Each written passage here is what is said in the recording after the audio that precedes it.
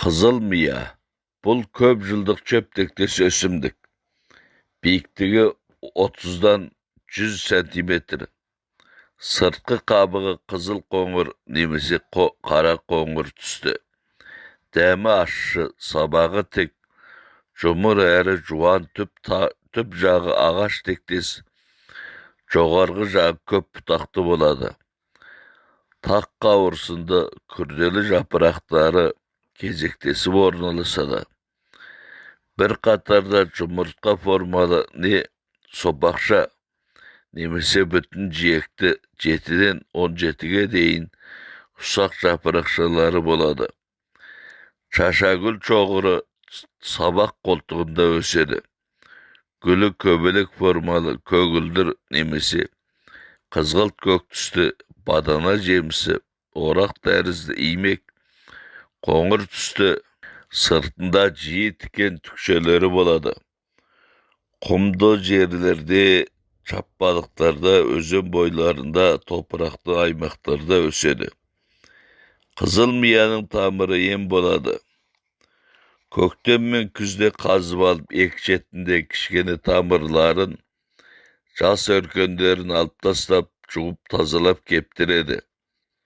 Жапырақта турап, шикілей немесе бал қосып өңдеп жасайды. Тәтті дәмді усыз болады.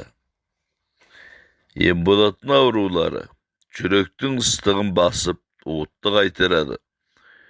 Көкбауырды күшейтіп әлдендіреді. Өкпені дымқылдандырып, жөтелді басады.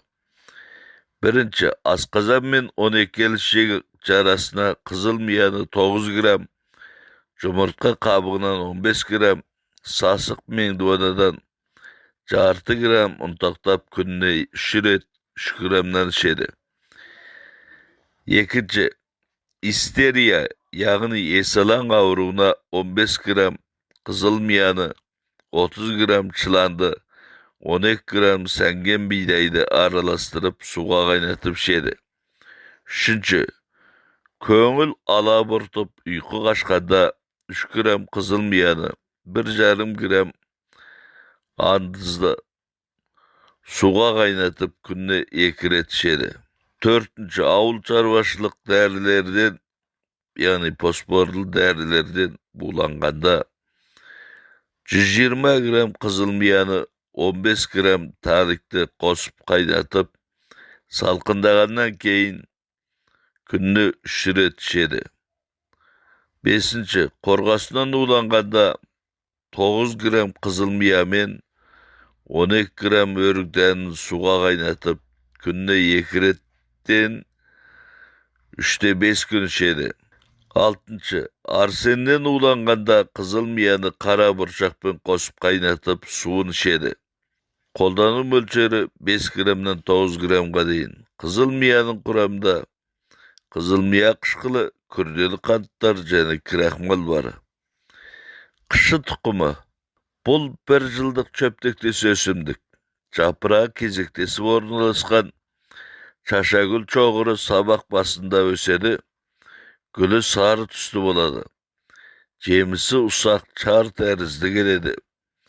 Қышы көбінесе қолдан егіледі. Қышының тұқымы дәріге пайдаланылады. Қышыны күзде орып алып кептіреді. Тұқымын чекірей кейде кептіріп жасайды. Ащы дәмді усыз болады. Тәбетті арттырады, суықты шығарып, желді айдайды, қақырықты түсіреді, ісікті қайтарады, ауырғанды басады.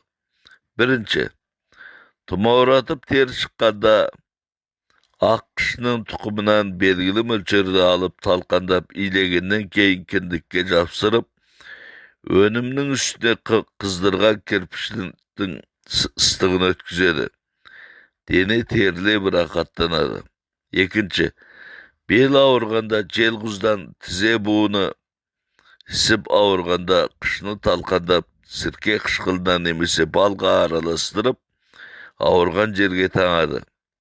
Үшінші, жығылып соғудан болған жараларға қышыны талқандап, балмен араластырып, иілеп, ауырған жерге таңса, қабынуды қайтарады, ауырғанды басады. Төртінші, Көздün eti ösüp perilengende bir tal kışını көздün içine salıp biraz turgandan keyin alıp taslap жұмыртқаның ағымен көзді жуады. 5. Қышны талқандап зімбір суына араластырып түскен қастың орнына таңса қас біртіндеп өсіп қалпына келеді. 6. Ұстамалы талма болғанда, тұмаудан бас ауырғанда қышны талқандап араққа чылап ауырған жерге жағады. Қамырша илеп табанға да тартады. Қышны суға қайнатып аяқты малса да болады. 7. Жөтелге, қақырықты демікпеге ақ қышы, перилла және жұмыртқа тұқымдарынан 9 грамнан алып суға қайнатып ішеді. 8. Жүкті әйелдердің қан қысымы көтерілгенде 30 грамм қышы тұқымын суға қайнатып күніне кешке аяқты малады. Қышны денеге жағуға да болады. Белгілі уақыттан кейін қышы жағылған жерді сумен тазалап жуып, жұмыртқа ағымен немесе өсімдік майымен майлау керек. Өйткені қышы теріні бүлдіріп қабартып жібереді. Пайдалану мөлшері 1,5-3 грамға дейін болады. Қышның құрамында қышы, гликоз иті, белок, май бар. Қамыс. Қамыс көп жылдық биік тік өсетін чөптектес өсімдік. Тамыр сабағы, көген тамыры көлденең өседі. Көп буындарында өркені болады. Жіңішке қандауыр тәрізді. Ұшы өте үшкір жапырақтары кезектесіп орналасады. Шашақты гүл шоғыры сабақ басында өседі. Сібіртке тәрізді болады. Сазды жерлерде, көл өзен жағаларында өседі. Қамыстың тамыры емге қолданылады. Қазан айларында қазып, шашақ тамырын және өркенін алып тастап, жуып тазалап кептіреді, турап жасайды. Дәмі тәтті, усыз болады. Ем болатын аурулары ыстықты қайтарып, денедегі сұйықтықты көбейтеді, құсықты тоқтатады. Өкпенің іріңді ісігіне, кеңірдекшелердің кеңеюіне 1. 30 грамм қамыс тамырын, 15 грамм түйнек қонақты, 9 грамм шабдалды, 30 грамм көк асқабақ дәнін суға қайнатып ішеді. 2. 30 грамм қамыс тамырын, 45 грамм түйнек қонақты, 30 грамм асқабақ тұқымын, 60 грамм тау тамырын араластырып суға қайнатып ішеді. Дәрін 8-9 күн ішкеннен кейін ауру басылса, төмендегі рецепт бойынша жасалған дәріні ішу керек. 6 грамм қоңырау гүлді, 30 грамм қара тамыр, тау дәрісін, 45 грамм түйнек қонақты, 30 грамм чомыр тұқымын, 12 грамм шаша гүлді, астыра гүлін, 15 грамм бұтпылдақ чөпті, 15 грамм қамыс тамырын, 90 грамм көк асқабақ тамырын суға қайнату. Жүйке әсерінен құсқанда қамыс тамырынан 15 грамм, помидор сабағынан 6 грамм, жемжемілден 3 жапырақты суға қайнатып, салқындағанда ішеді. 3. Ыстық көтеріліп чөлдеуге, қызылшаға, дененің сарғаюына, асқазанның ыстығы асқынып, құсуға, несептің аз әрі сарғайып келуіне де шипа болады. 4. Қызылша сыртқа шықпағанда 30 грамм қамыс тамырын, 7 тал аскөк тамырын, 6 грамм бақа жапырақты суға қайнатып ішеді. Құралайдың емдік ролы. Құралай дене тұрқының ұзындығы 13-20 сантиметр, құйрығының ұзындығы 9-14 сантиметр келеді. Жүні жіңішке әрі жұмсақ, сұрғылт түсті болады. Kişkene kulakları birbirine jabısıp jatadı.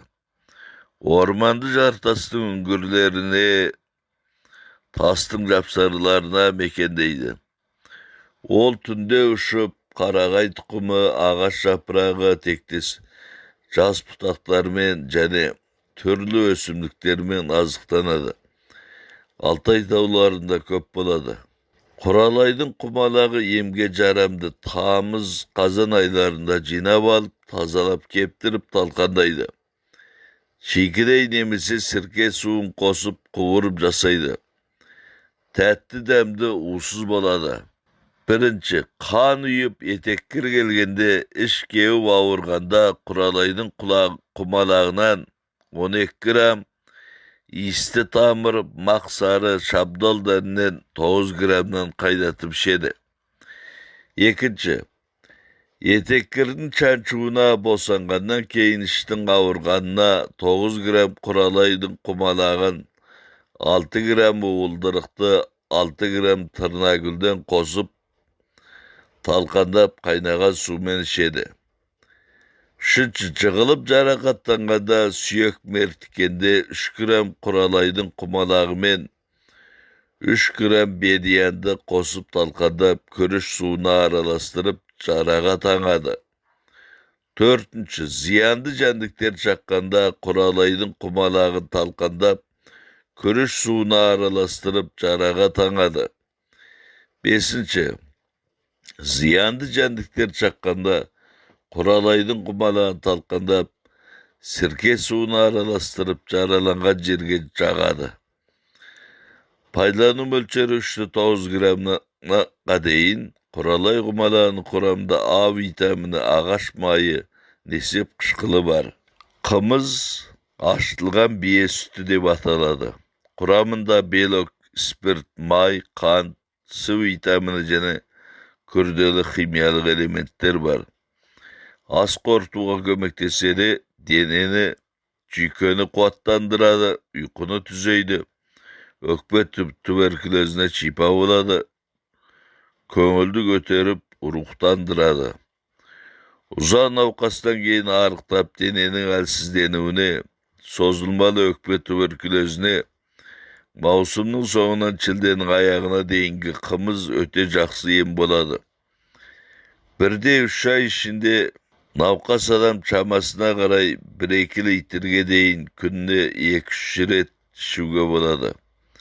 Kımız içkenden keyin adamның tamakka tebe tartıp karnı aşadı. Sol кезде sarbas koy ne jas maldың etin nemesi жау бүйрек куурдак немесе төстүгүн кактап жеу керек. Тамактын сыйымдуулугу артып адам тез көтөрүлүп семиреді. Жаман ауруга жакшы тамак деген сөз осудан калган.